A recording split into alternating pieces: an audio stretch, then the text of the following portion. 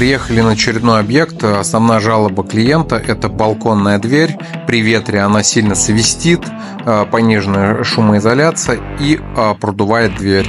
При первичном осмотре мы обратили внимание на этот черный налет. Он свидетельствует о том, что да, действительно уплотнительная резина пропускает воздух. Сейчас будем менять уплотнитель, делать регулировку, смажем.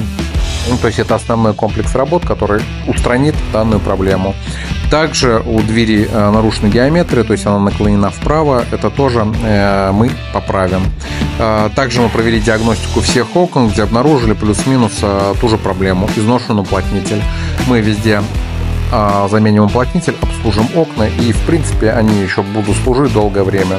Если у вас есть какие-то вопросы, связанные с продуванием, провисанием, плохим закрытием, обращайтесь. Также москитные сетки.